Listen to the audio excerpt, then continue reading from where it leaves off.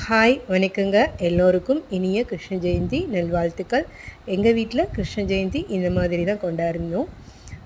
சுவாமிக்கு எல்லா நெய்வேத்தியம் படைச்சிருந்தோம். சக்கரை பொங்கல், அதிரசம், முறுக்கு, சீடை, தட்டை, அவல், பொரிகடலை எல்லாமே சாமிக்கு படைச்சிட்டு சிம்பிளாக எங்களுடைய கிருஷ்ண ஜெயந்தி பூஜையை நல்லபடியாக முடித்தோம். எங்கள் வீட்டில் கிருஷ்ணர், ராதைகள் எல்லோரும் இருந்தாங்க. குட்டி பசங்க அவங்களுக்கெல்லாம் நல்லா மேக்கப்லாம் பண்ணி சிறப்பாக கொண்டாடினோம்.